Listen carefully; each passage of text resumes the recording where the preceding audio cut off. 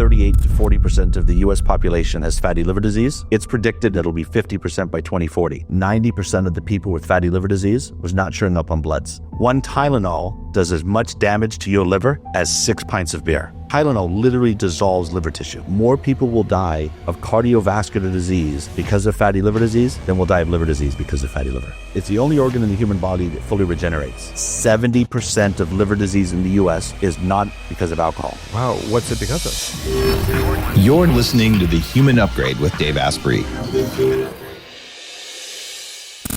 This is a special in-person live podcast from my studios here in Austin, Texas. And you're going to learn about your liver. For me, the liver is the funniest organ ever because, well, there's this show called Beavis and Butthead. And there's an episode where they decide to do insurance fraud. And so they, get themselves in a car accident or something or another. But they're so dumb that one of them stands up and grabs his head and says, my liver, because he doesn't know where his liver is. And I showed that to my kids and they thought it was hilarious. But a lot of people don't even know where the liver is. It's on the right-hand side of your lower rib cage. And I've got an expert on liver here. We just did a liver scan for me, clinical grade 1, and I have the best score that they've seen ever clinically, which is kind of cool. So we're going to go deep on what does your liver do for longevity, for brain fog, for human performance, and for not dying of the big things that will keep you from living a very long time. And he is the founder and CEO of Equilibrium Labs, and they're entirely focused on liver and just upregulating all the hundreds of things that your liver does for you. And I've seen massive changes, even some people on my team, in just a few months of using Deliverance, which is their flagship supplement, in terms of going from having liver disease to not having liver disease in a few months of taking a supplement. So that's kind of cool. And this is based on more than 20 years of research as a herbologist and just working on livers. Our guest's name is Siggi Clavien. Siggi, welcome to The Human Upgrade. Dave, thank you very much for having me here. It's a pleasure.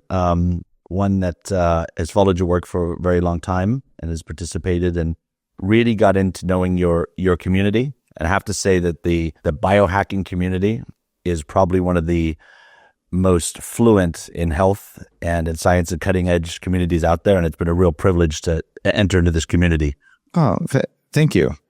When you're at the Biohacking Conference, by the way, guys, biohackingconference.com in April of this year in Austin, you do a clinical grade liver scan that looks at 2 variables in people's livers. What do you track as the 2 most important things on that scan? And then I want to know, what should we be tracking in our lab panels on Axo Health? The 2 most important variables that FibroScan looks at is stiffness. Stiffness will be indicative of scarring, inflammation, or fibrosis, which is a technical term for scarring within the liver. Okay. The other variable that it's looking at that's critically important is liver fat. With the FibroScan, we can tell how much liver fat down to the percentage point, how much of your liver is showing fatty change, and then we can use that as a baseline to then make recommendations. Okay. So this is a kind of a cool test, the FibroScan. You can do this at the Biohacking Conference or at some clinics. In the very old days, doctors would just tap you all over your different organs because a healthy liver feels a certain way and an unhealthy liver feels more fibrotic. Well, it's hard to teach doctors that, and it's also subject to interpretation and whether your doctor was hungover that day. So you have a quantitative scan that tells you very, very accurately stiffness and fat in the liver.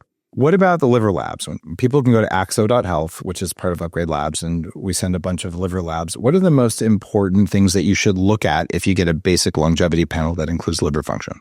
If you're going to be looking at liver panel, just like the body, we need to look at several different things holistically. So start with the full liver panel. On those, the 3 most important are called AST, ALTs, and your gammas.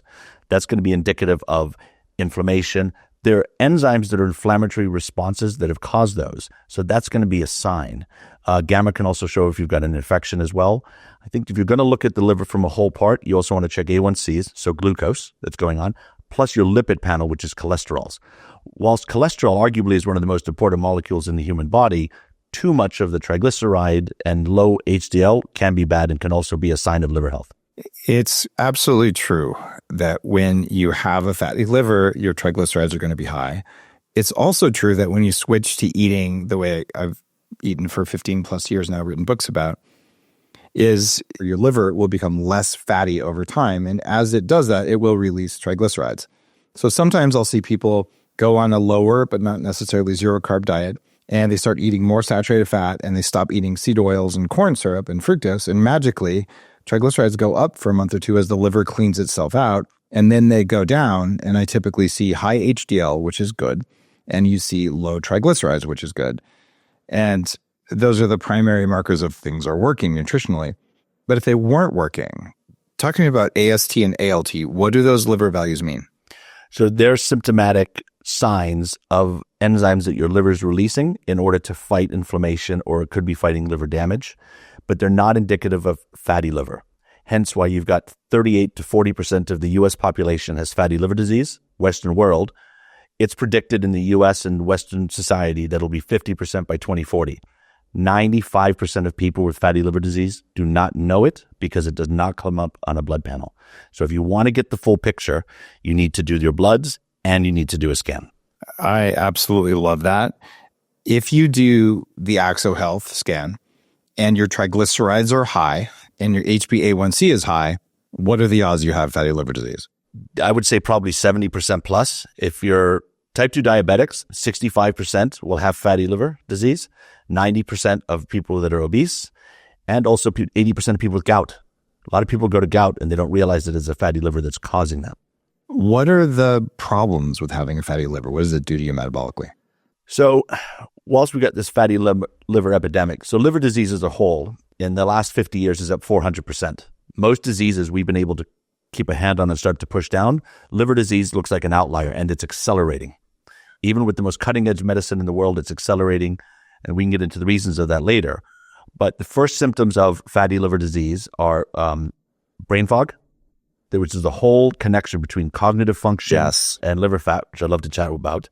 The other is your cholesterol will start to get elevated, A1C, because most of your receptors to deal with insulin are in the liver. So as the liver gets fattier, its surface area diminishes.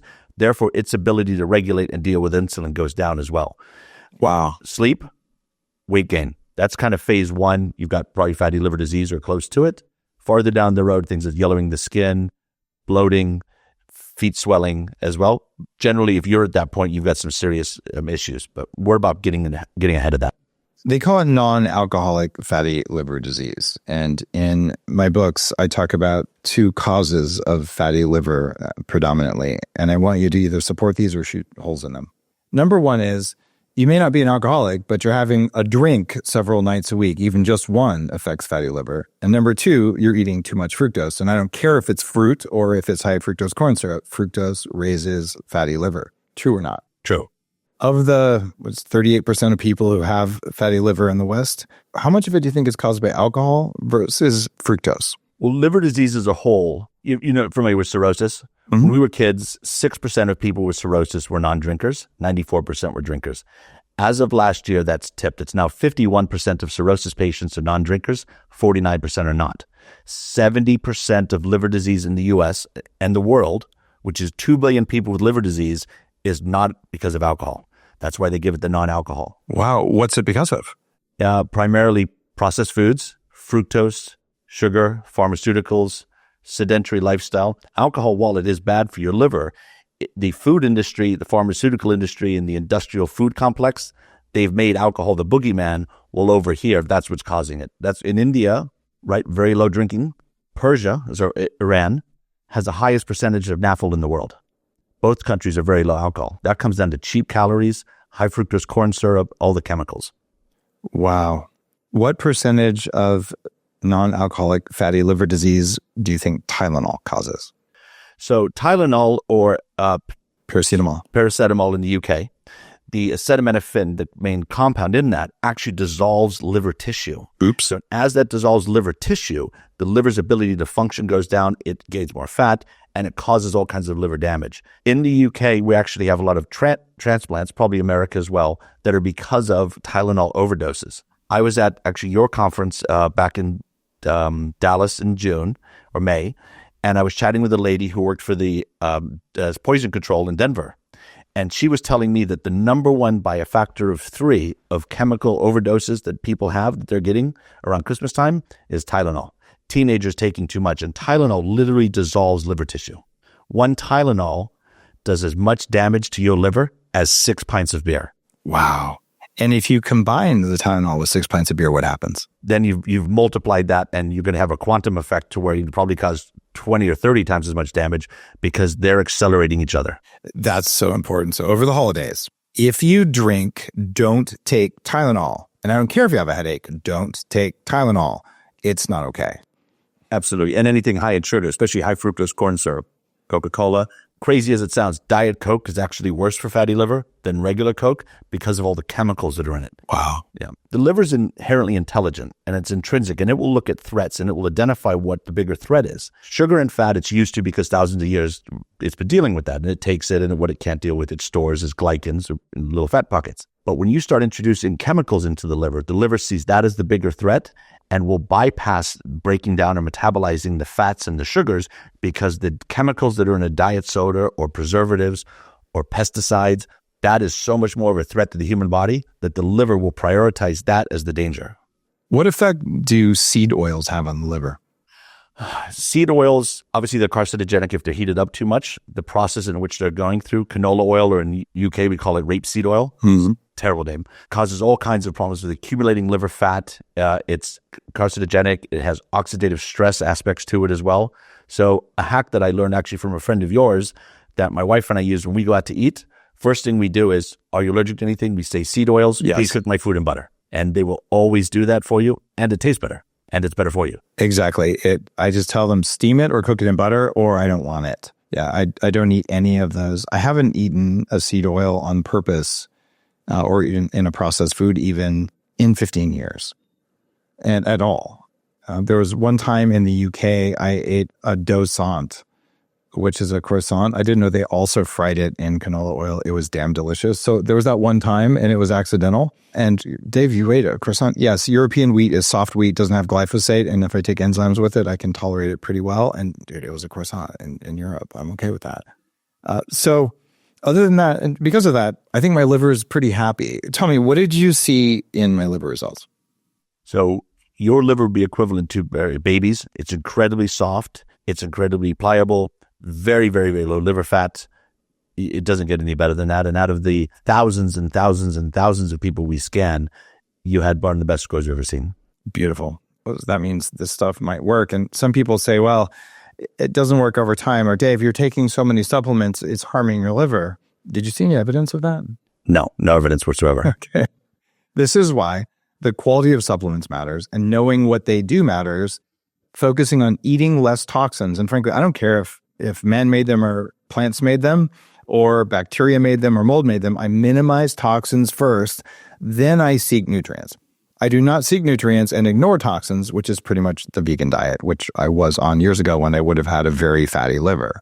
We tend to see fatty liver in vegans as well because a lot of the oils and the processes that go into some of those foods as well. Once again, it comes down to if you introduce 100,000 chemicals and synthetic things into the human diet in 100 years, we have not evolved past that. You're overloading the liver, hence why liver disease is accelerating.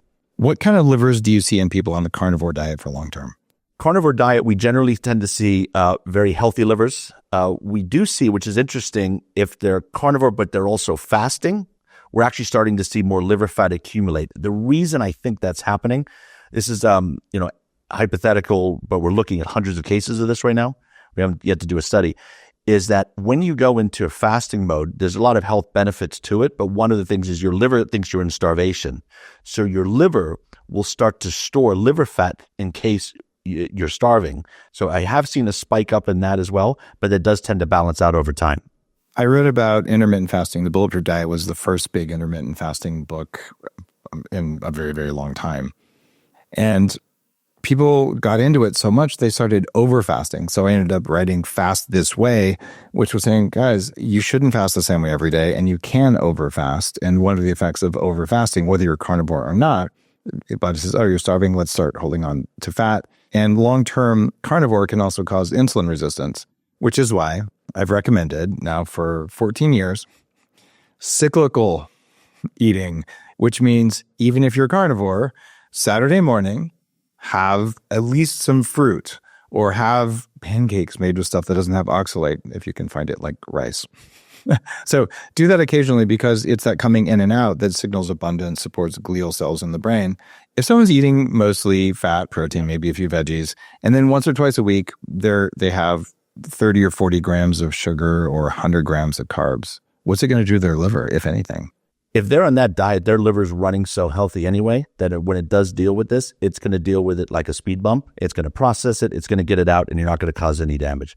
You need to mix up life. Everything should have a break no matter what it is. It's always good to mix it up. It's like when you're weight training, you kind of want to just change things up to keep the body on the edge of his toes. As a trained viticulturist and somebody that deals obviously all kinds of science and with plants, stress, just like cold plunging or heat, can cause growth. So you want to kind of get the body out of its comfort zone. That pushing the body and maybe switching to carbs, which throws off the whole cycle, will actually create growth. The only thing that I've seen, I think scientifically it's proven that will regrow brain cells is fasting, but you have to fast in the right way. Might not be the only thing. If you want to regrow brain cells, you have to increase BDNF. And I wrote, one of my major books is called Headstrong, and BDNF is brain-derived neurotropic factor. Or neurotropic factor. And what happens is anything that raises that can grow new cells, and fasting is a primary way to raise it. It turns out there's a coffee fruit extract, there's lion's mane, there's a couple pharmaceuticals, some other supplements, and electrical stimulation can all do this. So when people are at 40 years of Zen in my neuroscience clinic, we stack everything we can to increase BDNF. Oh, and what raises it most of all? Ketamine. So we use optionally low dose ketamine under a physician's care when people are there in order to create massive neuroplasticity. And if you stack in fasting and stack in a healthy liver, you're going to get much better results, right? Yeah, absolutely. I have to really happy to learn something new today. I'm going to grab that book. My chief science officer is a anesthesiologist, and he actually put the first government-approved clinic in the UK to use ketamine for drug-resistant depressants. I know a trauma surgeon in New York University that uses it for children that have had traumatic to have their magic, to have the separation from their body so that they can do the surgery, come back to mitigate and minimize the psychological trauma of surgery. So there is some great medicinal uses for ketamine. So I'm really excited to read that book. Is ketamine bad for the liver? Yes. Okay. One of the only negative effects of ketamine, even in low doses, but in any doses whatsoever, it does cause liver damage. That being said, if your liver's healthy, it can deal with it. So keeping your liver healthy as your first front line of defense is the most important thing. Always remember, I tell people, clients this or patients, the liver is the master of your immune system. Mm. We always give glutathione to people when they're taking the low-dose ketamines. It's only for 5 days and haven't had any liver issues with it, but glutathione's a liver protectant. A lot of listeners, in fact, I put glutathione into the world of biohacking the very first year I started it because it's so important. Glutathione is a primary protector of the liver. Can you talk to me about what glutathione does in the liver and different ways to stimulate it? So glutathione, as you know, this is a master antioxidant. So it can also affect and help regulate other antioxidants in the body as they're dealing with free radicals. It's so important that in the Deliverance formulation, we are doing triggers to invigorate the liver to produce more natural glutathione.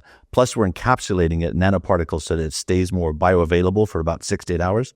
Glutathione has many, many properties, and I would say it's incredibly important. If I do an IV, I'll get it done, but I try to keep on my Deliverance to do it. And the best source of anything is to naturally produce more of it, but we need other things in as well. And I'm intrigued to look at your glutathione that you're mentioning.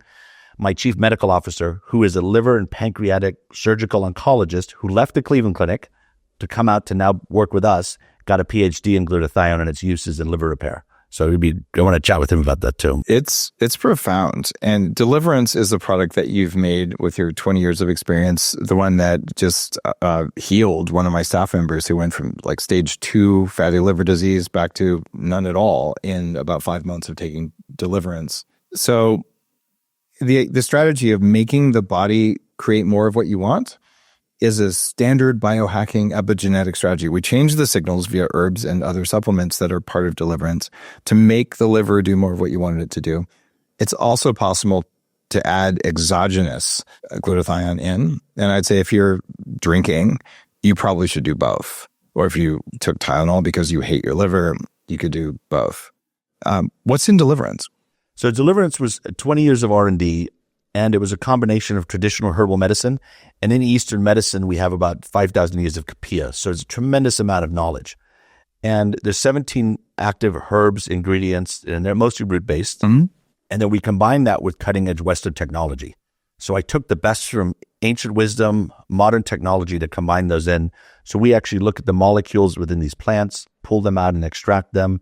We look at bioavailability. We're doing clinical studies, scientific studies as well. And people ask me, well, what is the main mechanism of action? Well, there's lots of mechanisms of action that are happening. And I formulate, and we believe in root cause medicine, is to getting to the root cause of it, but also in listening to the body.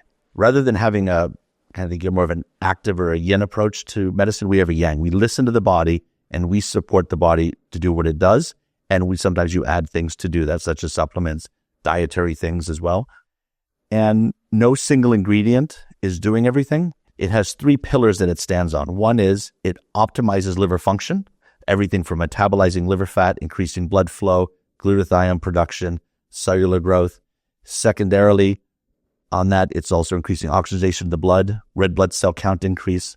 Then the second pillar is a neurotransmitter. We have a very powerful neurotropic in it that is increasing neurotransmission. Which one? So that is from a molecule called a Clonia cava. And there's a molecule that only exists in this one type of a Clonia cava off of Jeju Island in South Korea.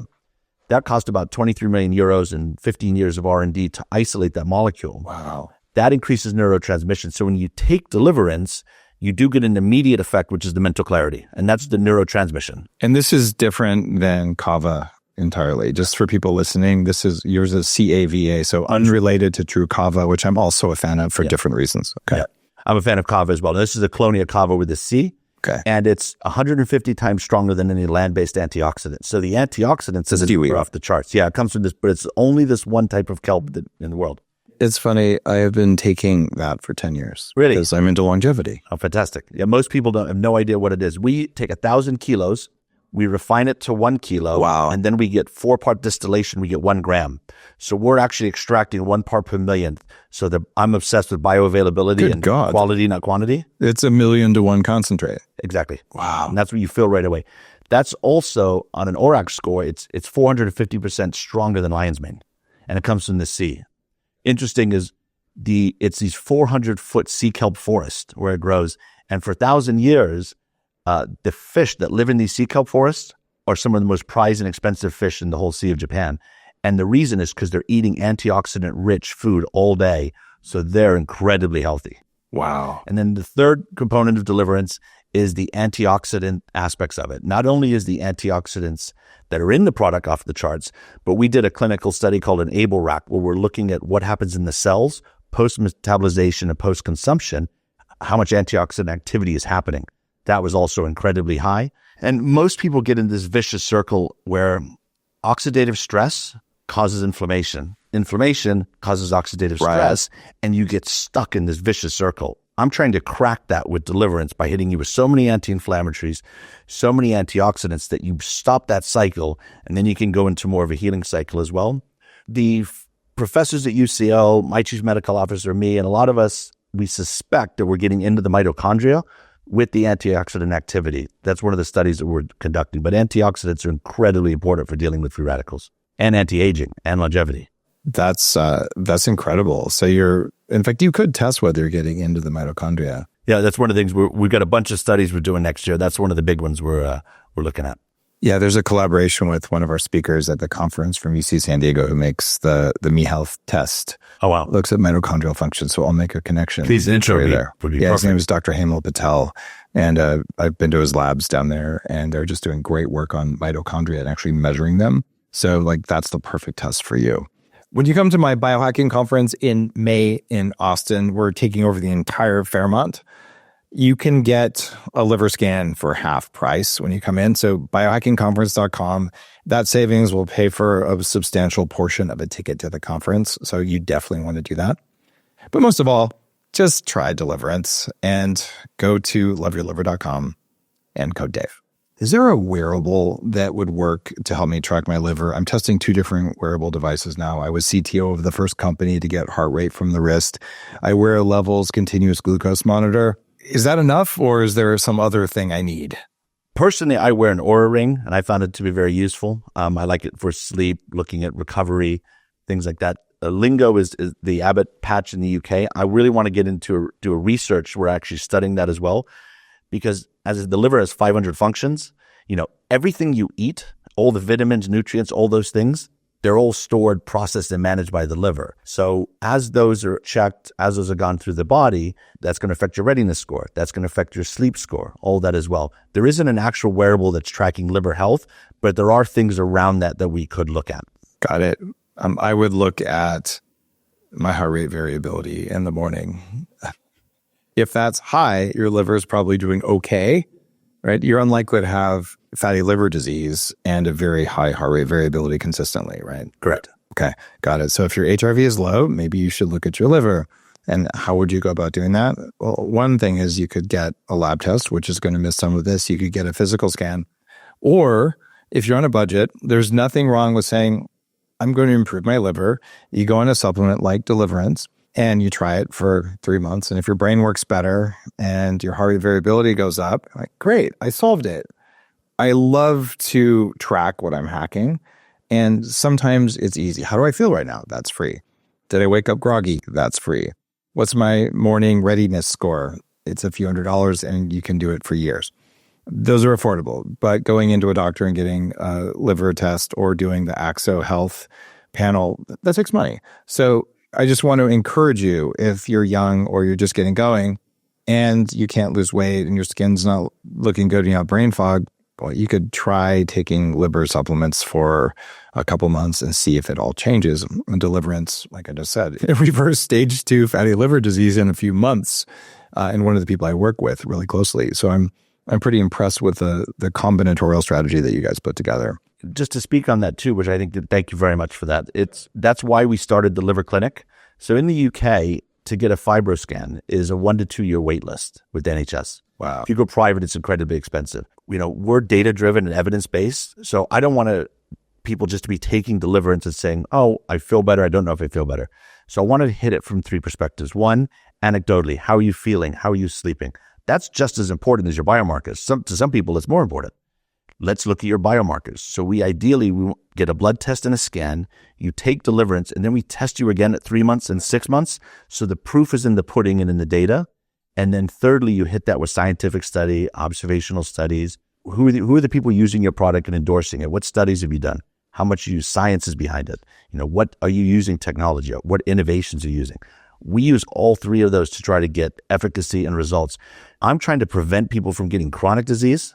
So we need to really be getting ahead of it. I think it's really important to note, and I was the head of cardiology at Mayo Clinic in UK. And I was saying, you need to be looking at fatty liver for your cardiovascular patients. He said, of course you do. He said, well, there's not a correlation. I said, let me get this straight. What are the 2 main causes of cardiovascular disease? He said, type 2 diabetes and metabolic syndrome. Correct. The foundation for both of those is fatty liver. Fatty liver leads to fatty liver disease, and that leads to metabolic syndrome and type 2 diabetes. If you want to look at cardiovascular risk, you need to come back and check on your liver health first. By keeping that low, metabolic syndrome diminishes, type 2 diabetes diminish, and that's really important. More people will die of cardiovascular disease because of fatty liver disease than will die of liver disease because of fatty liver. Wow, that's profound. In Superhuman, a big book on longevity, like step 1, don't die. And there's 4 killers. Other people in the field call them like the 4 horsemen, but I thought that was too much of a cliche, so I just call them 4 killers. So there's diabetes, which is a precursor to cancer and a precursor to cardiovascular disease and a precursor to Alzheimer's disease. If you don't get those 4 things, you'll probably live a lot better than you otherwise would have. In fact, that goes without saying. And you're much more likely to live longer. And those are unlikely to extend human lifespan. They're just going to make sure that you feel good and live as long as you could. And then we add in the other true longevity technologies that have already added 6.5 years to the expected human lifespan over the last 25 years. And I'm saying that because there are people out there saying there's no evidence that we can extend human life. And I'm like, we already did it. So if I was to take care of my liver, even starting when I'm 20 years old, that's going to shift my risk of diabetes, and it's going to shift my risk of cancer and cardiovascular. Oh, and I won't get Alzheimer's or brain fog, which might happen decades before that, right? And you have better looking skin and better looking hair. Oh, no, not that. So, okay. What if I'm on a budget and I like to go out to restaurants every now and then? By the way, neither of those is true for me. I like to cook my own grass-fed ribeye because I'm really good at it. But let's say I'm going back to myself when I was 25 or something. So I said, I'm going to take some steps to take care of my liver. And that buys me the ability to maybe do some things like have a drink, eat some French fries. Is that a good strategy? Taking care of your liver, absolutely, as well. I don't know if you'd want to start off by already thinking of the naughty things you're going to do. Sometimes the stress of not having the French fries or not having the glass of wine could cause more damage. Number one damage thing in the world is lack of sleep. For two is stress. Then you go through all the carcinogens and everything as well. Do you think people really get stressed because they didn't have the French fries? Some people. I think some people do. Maybe not French fries per se. Maybe the alcohol. But some people will get stressed. Yeah, because they calm down. It's a coping mechanism. Social anxiety. Social anxiety is a great thing. People are learning more though and opening up. So they're learning breathing techniques. They're learning things to modulate. Antidepressants is very damaging for your liver as well. What that does is that robs people that are growing up of the ability to coping mechanisms, how to deal with things. Right, so you don't learn. That can cause stress. De-stressing, and there's a lot of things you can do that are free. And I always say the number one thing you can do for longevity and health is immediate, and it costs you no money. It's just be conscious. That's the first thing you can do. So if you be conscious of I'm taking care of my liver, what am I doing? That's going to help to answer your question. Absolutely. Drinking lots of water, leafy greens. Just use common sense in what you're eating. It's really funny because people enter biohacking usually because I just want to perform better at all sorts of things, or I want my brain to work, or I want to lose the way I've lost the 100 pounds, or I want to put on muscle, whatever the thing is. Eventually, you always end up at, I want to feel good, which means I want to be more conscious, and therefore I want to live longer. So biohacking is a gateway drug to consciousness and longevity, and it always ends up there. That's why Upgrade Labs is structured that way as well, because people are going to say, I solved all my immediate problems. I just want to be happy. Well, what's that take? And what's missing from a lot of the personal development stuff, try to be happy when your mitochondria are broken or when your liver can't process toxins well. It's very hard to be happy because you have inflammation going on all the time. Then the mitochondria are stressed because they keep getting an inflammatory stress signal, and then you're stressed. So this is why the primary detox organ in the body, to me, is one of the most important. And I've been, I'd say, pretty well obsessed with liver function as well as reducing my toxin intake. So I'm excreting more and I'm taking in less. And over time, the effects on longevity, on aging, it's really profound what can happen. It's got like Benjamin Button's liver. There you go. The liver is so amazing. It's the only organ in the human body that fully regenerates. No other organ in the body fully regenerates. And let's say, for instance, one of your friends needed a liver transplant. We would do what's called a live liver transplant. We would take a third of your liver out. We would put that into your friend, and that'll grow back to a fully double-lobed organ, and yours will grow back. No other human organ does that. The average age of your liver is 3 years. Whether you're 95 years old or 90 years old or 5 years old, it's about 3. It's never older than 10. So it's also one of the youngest organs. But if you're constantly beating it up, it hasn't aged well. When you look at radical longevity, we always want to find examples of times when regeneration is possible. And the logo or the mascot for Upgrade Labs is the axolotl. And the axolotl is a rare type of Mexican salamander relative. And it's the only vertebrate we know of where you can crush its spinal cord over and over. It'll grow back. Any limb you cut off will just grow back over and over. It's like Wolverine. So that's a proof that it can be done in vertebrates. And the liver, as you just said, is proof that some tissues in our body are fully capable of regenerating. Do you see a future where we learn how the liver does that and then we gene edit other tissues so we can regrow them? Absolutely. Right now, we know 500 vital functions the liver does, but there are thousands. We're learning more and more. An exciting part of being a scientist and being involved with Deliverance is that, you have known knowns, we have known unknowns, and there's unknown unknowns that we can't even contemplate yet that's going to come out of that. We've also taken patients that had F3, F4 fibrosis, which common old school medicine would tell you is irreversible, we've switched that around. The also common thought process is that people with cirrhosis cannot be fixed, it's incurable. I'm working with Dr. Dio Khan, who I think is a colleague of yours, and some other stem cell doctors, and we're looking at, okay, what's the next generation? Let's take stem cells that are programmed to regrow liver cells and liver scar tissue. Let's ultrasound guide them right into that point. Let's regrow that area and open up that canal so that liver tissue you can regrow. So innovation is incredibly important. And as the liver is healthier, everything else is going to be healthier. What's the connection between your gut microbiome and your liver health? You can also say that the liver is kind of the master of your gut microbiome. It's a two-way street.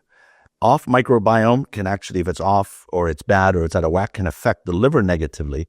And also if the liver is not functioning properly, its ability to produce biles and enzymes and stuff to go into the gut microbiome is affected as well. You know, when we eat food, it gets broken down in the stomach, it goes through the intestine. The intestines are pulling all the nutrients and minerals and proteins out. That goes back to the liver. The liver then manages those, stores those.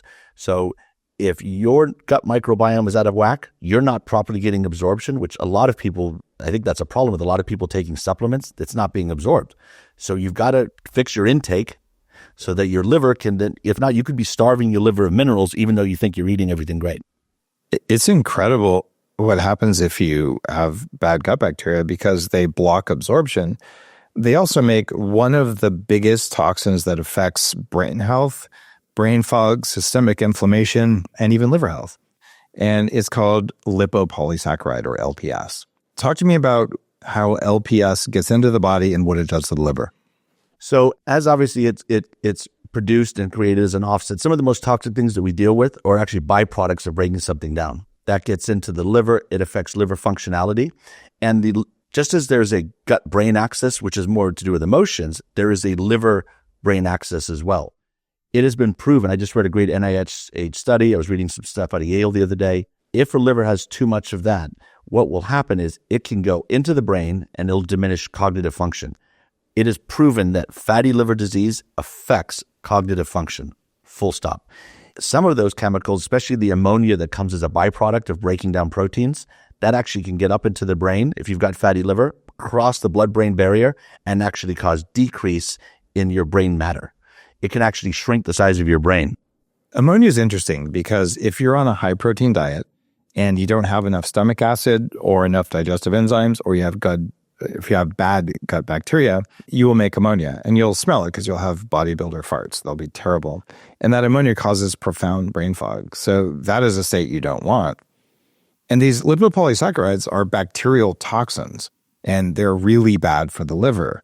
So if you have gut dysbiosis, or if you have an infection somewhere in the body, the reason you feel like crap is that these toxins are produced.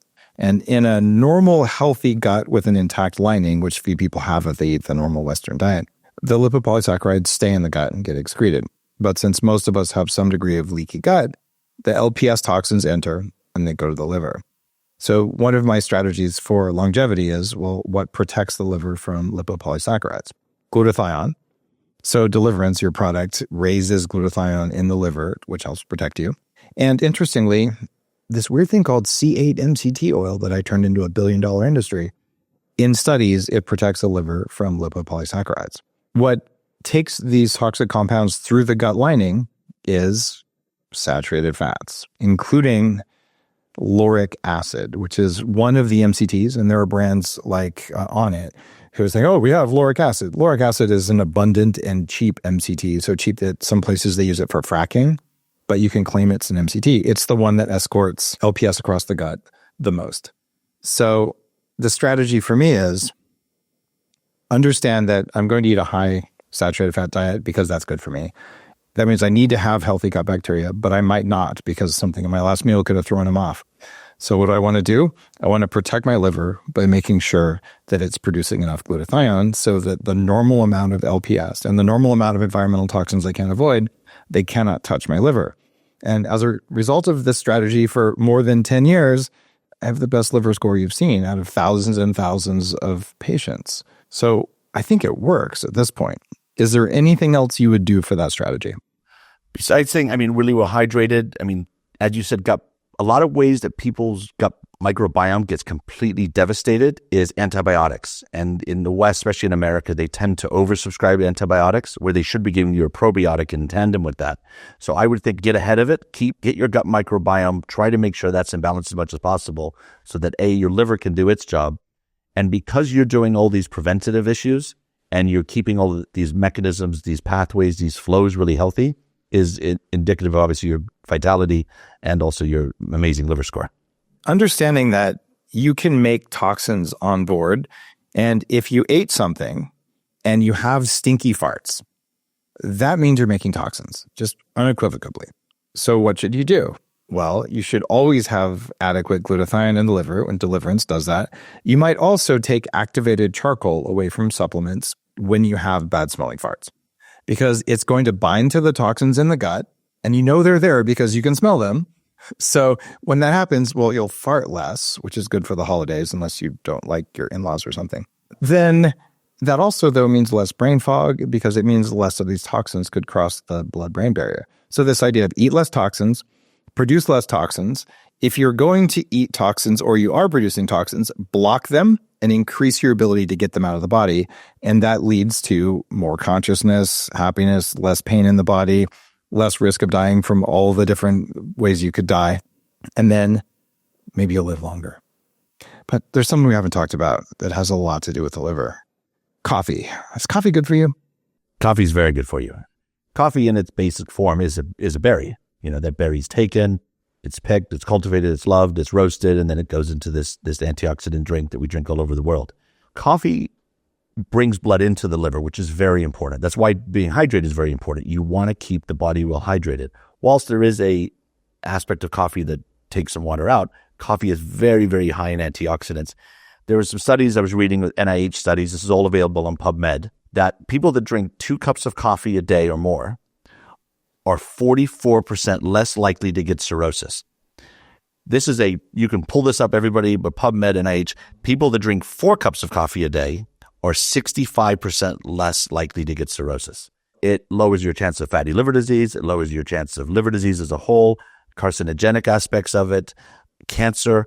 The effect and the correlation between drinking a lot of coffee and liver disease is undisputable. So coffee protects your liver from all sorts of bad things. Okay, that's cool. And it promotes your liver. It's getting more blood in there. It's getting antioxidants in there. It's supporting it as well. It is, which is one of the reasons I think it's a preeminent longevity substance.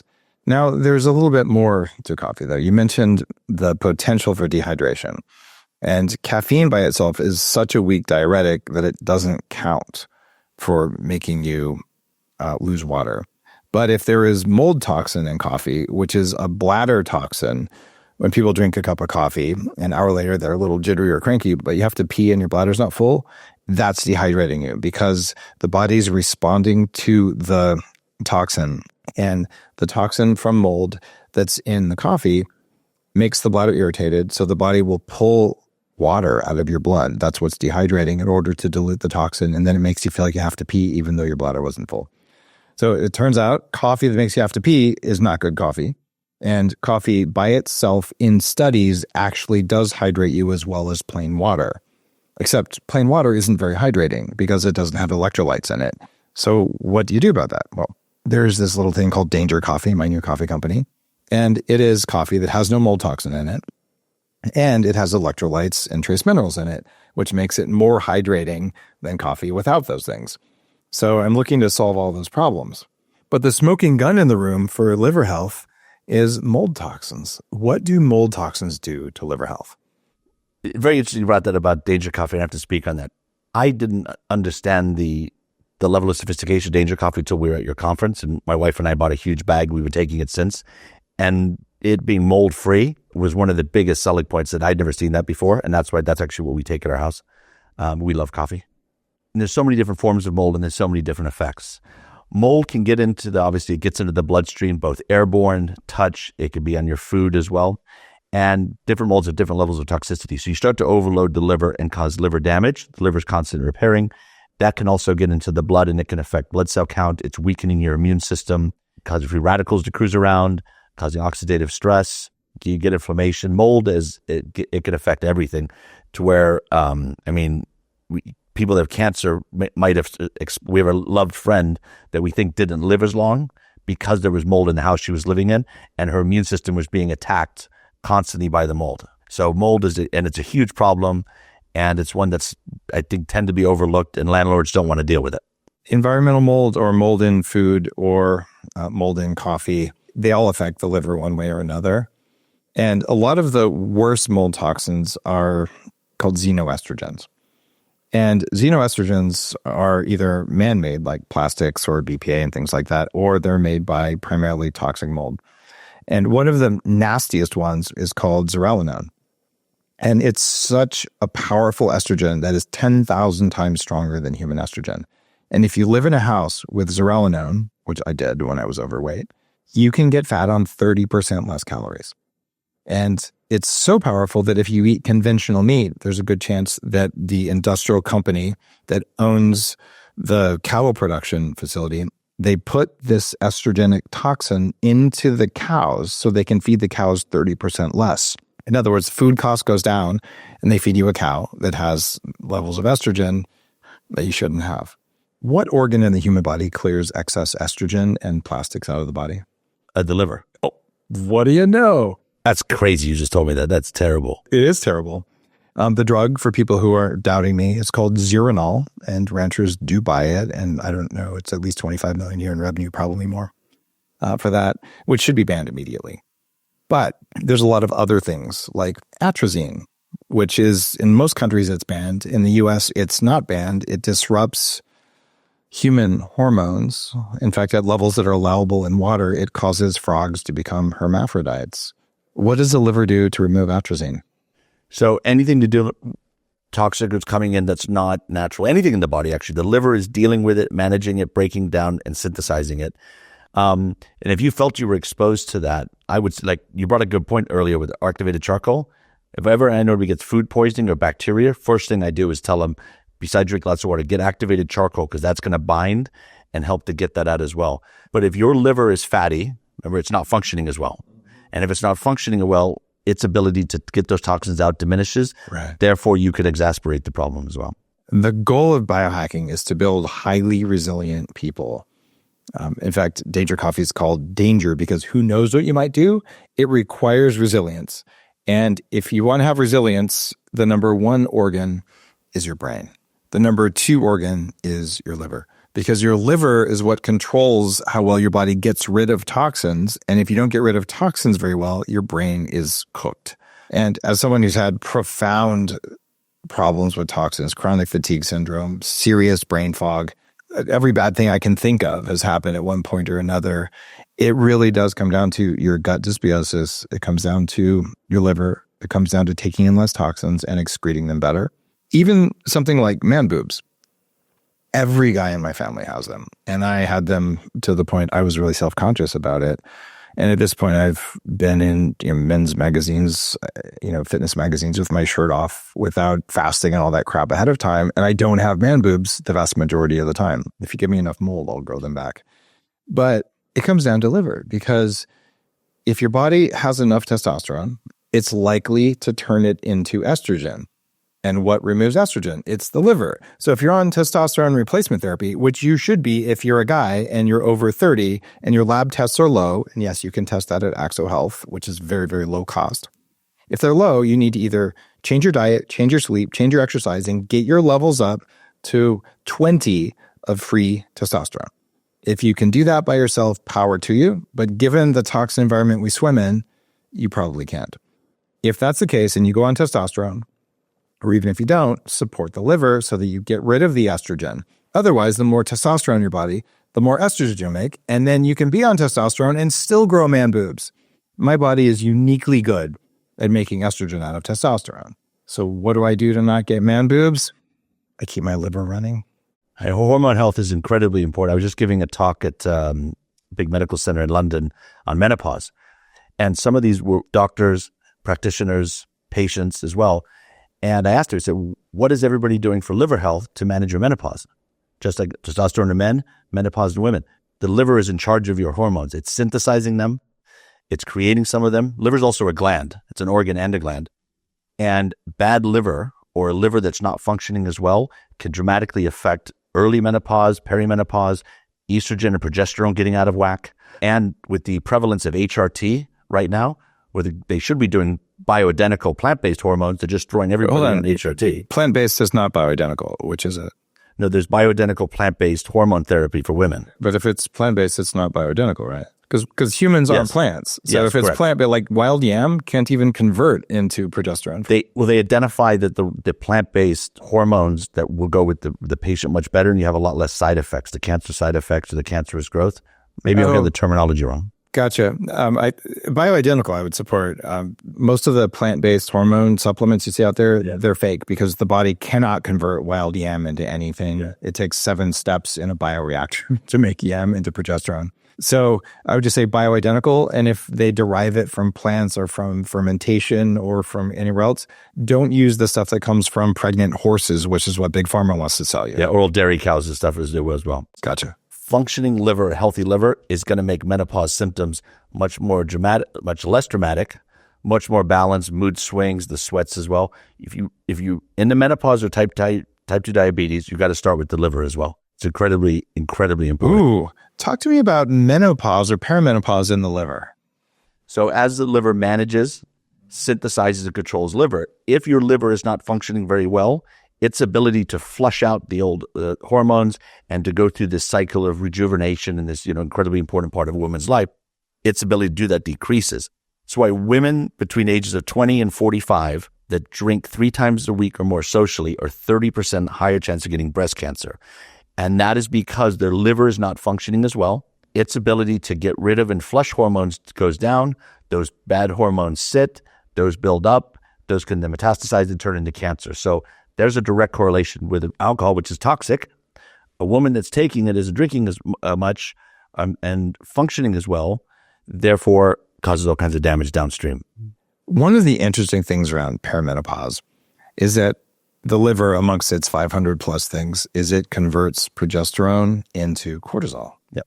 Now, you might say, well, that's a bad thing, except low cortisol is 4 times more dangerous than high cortisol. So what that means is you may have a dysfunctional stress response in perimenopause if you have a dysfunctional liver. So you want the body to be able to call for cortisol when it needs it, and for the body to not need cortisol because you've managed emotional stress and environmental stress and sleep and all of that. So this is a little known part of perimenopause is have a healthy liver so your body can, even if you're taking progesterone, can at least convert it into the downstream hormones that it needs. And the liver plays a central role in that. So if you're dealing with really, really harsh perimenopause, look at the liver. And Deliverance would be a way to do that. Absolutely. No organ in the body is managing your hormones more than your liver. And one of the big studies that we're doing next year is type 2 menopause. I'm sorry, type 2 diabetes and menopause. Those are the 2 areas that we're going to go into because it's liver-centric. Beautiful. You brought up a good point earlier with type 2 diabetes. There's a silver lining to type 2 diabetes and fatty liver disease. They're both reversible. They are. So many things that are irreversible are totally reversible when you stop listening to Big Pharma. All right, Siggi, I got a serious liver question for you. Yeah. In front of you is a giant plate of French fries cooked in a mix of canola, corn, and soybean oil at a restaurant, and a cigarette. You have to eat the French fries or smoke the cigarette. Which one are you going to do? I'd smoke the cigarette because I can get those toxins out quicker. Exactly. You get at most 24 hours of inflammation from the cigarette. And by the way, smoking is really bad for you.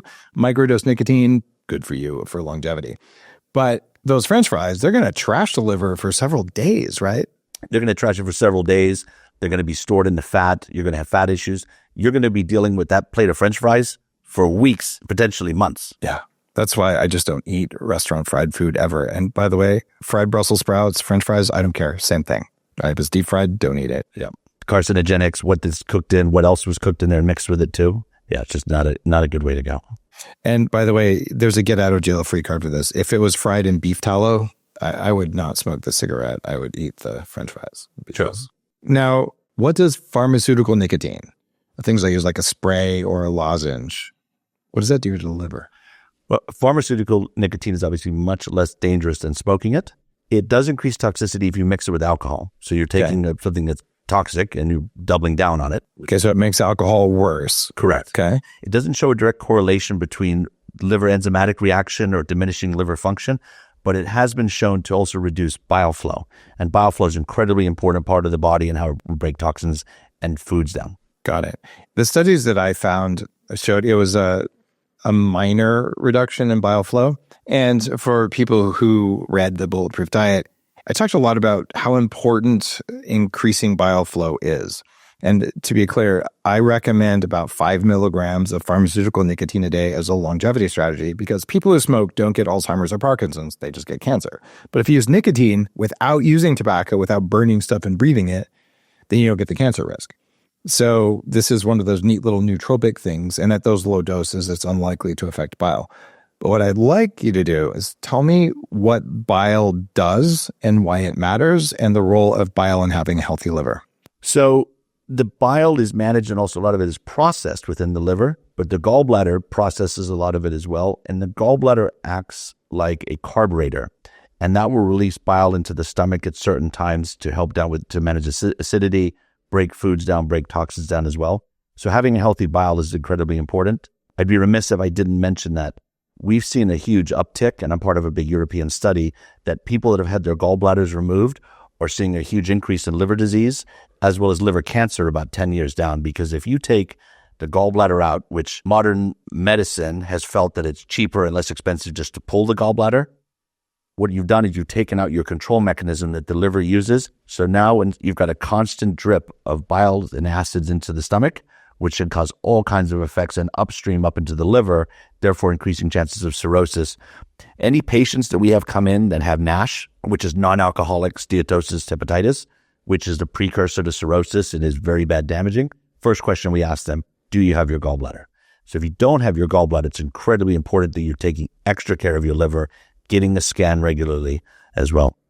One of my really close friends for 25 plus years had her gallbladder taken out years ago. So I did a lot of research.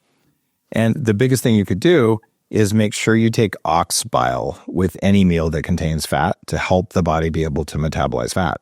Because fat contains fat-soluble nutrients, and it is a nutrient itself. And without a gallbladder, you're not very able to digest fat. You can have greasy stools. So ox bile is something you take with every meal for the rest of your life if you've had your gallbladder taken out.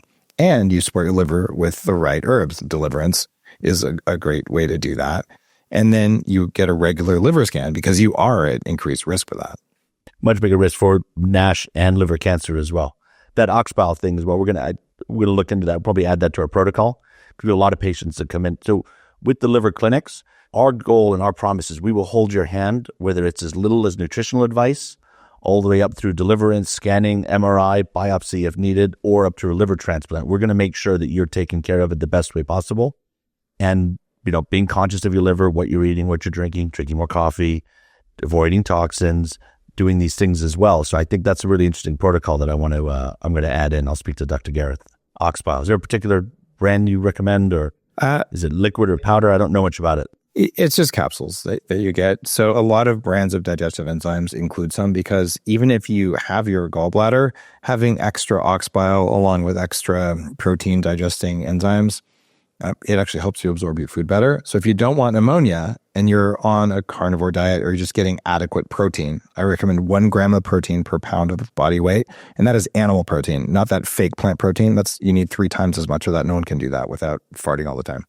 What that means is take enzymes with your meals, and then you get full benefit of the meals. And if the enzymes have ox bile in them, or you take ox bile separately, then you end up having kind of a superpower for making sure you absorb all the nutrients from your food. The other thing, and this gets a little bit technical, but it's really important. If you've had chronic fatigue syndrome, or you've had toxic mold exposure, somewhere around 25 to 30% of people have genetics. That means we evolved when there was a strong benefit to being able to go to a neighboring village or country, take a couple arrows or cuts from a sword, and clot quickly, not get infected. So strong immune system, strong blood clotting, and the ability to go without food for substantial periods of time because you're basically marauders. You're like, oh, well, let's go invade a village, you need everything, go do it to the next one and not get sick and not die. So if you have those genes, this is on the HLA-DR if you're into genetics, that means that your body recycles your bile, which is great if you're going to be fasting and there's famine because it's very expensive to make bile in the liver. This is biologically expensive. The only issue is bile contains all of the fat-soluble toxins, all the pesticides, all the microplastics, all the BPA, all the synthetic estrogen that is made by man or by mold. So we tend to accumulate toxins. And by increasing bile flow, that means we poop out more bile. And so if you've had one of those diseases or you have ancestors who pretty much were gangsters, then what you'd want to do is you'd want to take more ox bile and you'd want to protect the hell out of your liver. Because if you do that, you're much less likely to fall into systemic inflammation, chronic fatigue syndrome, and all the things that come with that, all of which I've dealt with in my, being at 300 pounds and from going from there to where I am now with the healthiest liver you've ever seen. If I stop taking care of my liver, I'll start gaining weight and I'll start getting brain fog. And then I'm less resilient to toxins. And then I need more sleep. And then I have less mental focus. And it's just a slippery slope. And I really am mitochondrial centric, which means I'm gut bacteria centric, which means I'm liver centric. And all of those are precursors to being brain centric. I just want my brain to work. But if the underlying things that get rid of the toxins that stop my brain from working, if they're not working, I'm not going to show up the way I want for the podcast or for my kids or at any part of my life. And that's why I think this is a really important episode. Incredibly important. We were at, I talked to JP Morgan in London. I was also at the Formula One race team, spent £1 billion a year on their team. And we went to scan their engineering department, my wife and I. And after getting done scanning, we said, okay, the national average in the UK is 38%. 50% of your men in the engineering department have fatty liver disease. That means 50% of your engineering department are cognitively handicapped. As I said, there's NIH, Yale studies on this. If you have fatty liver disease, you are not operating at 100% cognitive function. I was chatting with Dr. Porter from BrainTap, and we were describing this. As you're in neuroscience, if you want to have a better working brain, you need to look at what's happening with your liver. An obese child will always score less than a thin child on cognitive and tests because of always. Generally, most of the time, not always. I don't believe in definitives either, but bad nomenclature. But essentially, fatty liver, cognitive function. Right? And when he told JP Morgan, I said, you have guys out here making billions and billions and billions of pounds of trades a day, and they're not operating 100% cognitive function. It's kind of funny.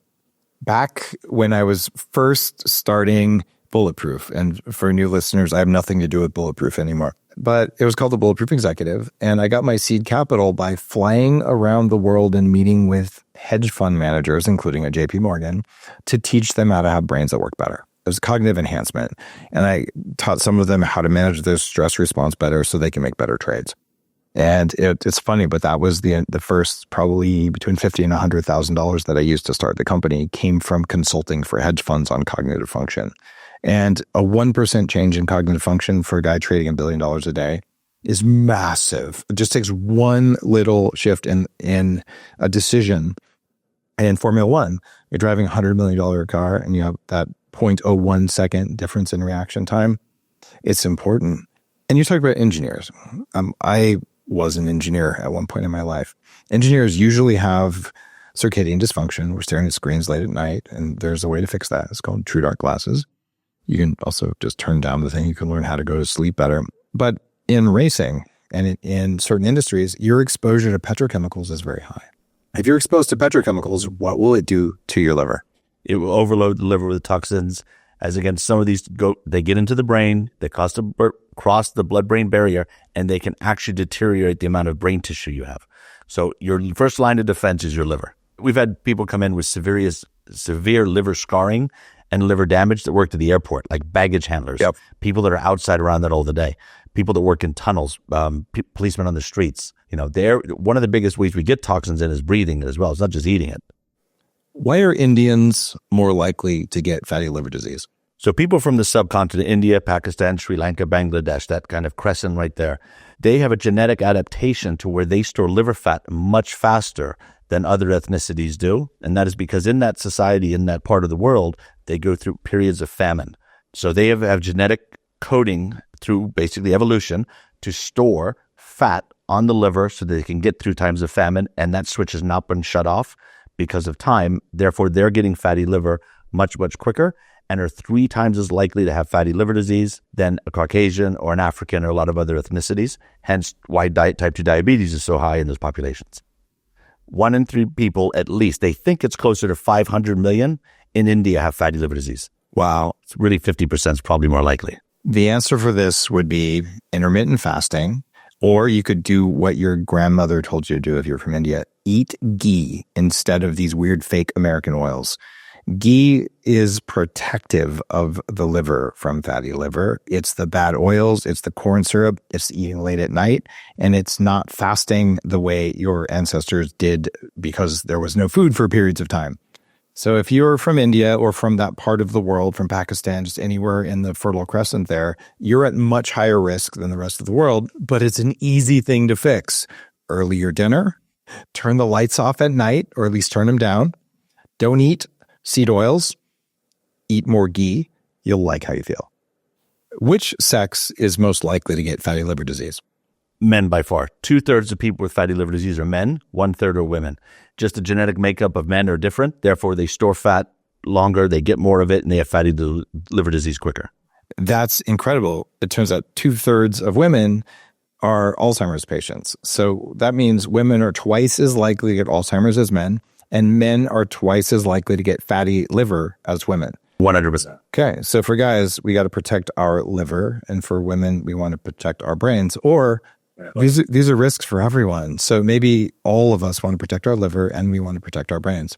On the brain stuff, I recommend my book, Headstrong, where I talk about everything you can do for the brain.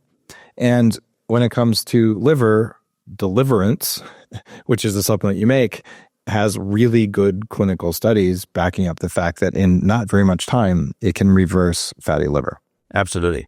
And we're a greater good company, so I think it's important for anybody out there to know that if you're a policeman, fireman, member of the military, a teacher, we will treat you at a cost. And if anybody's undergoing chemotherapy or cancer, we will treat you for free.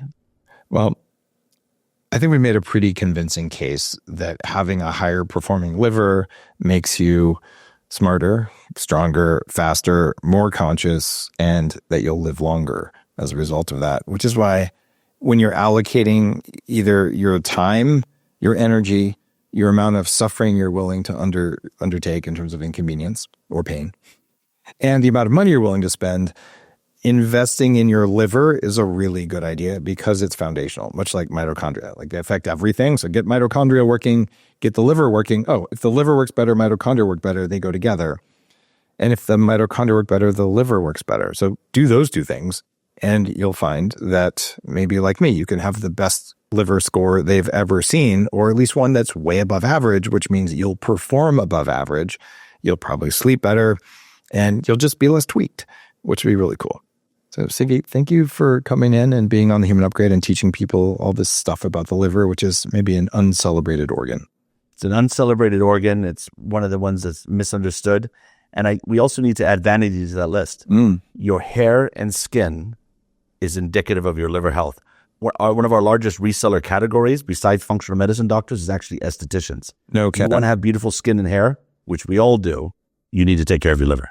In order to try Deliverance and learn a bunch of stuff about your liver, go to loveyourliver.com. And as usual, I've asked for a discount for you, and the code is DAVE, and they'll save you some money. I only talk about things that I've used, things that work, things that have good science behind them, things that have good people behind them. And there's a lot of stuff in the biohacking world. You do not have to try everything. This is foundational, and it's something that's worth a shot. See what happens when you do it. I'm always looking at the ROI on your investment in things, and I think Deliverance is something that's worth trying. If it works, then keep doing it. And if it doesn't work, then stop doing it. That's what biohackers do. I think you're going to like what you feel. See you next time on the Human Upgrade Podcast.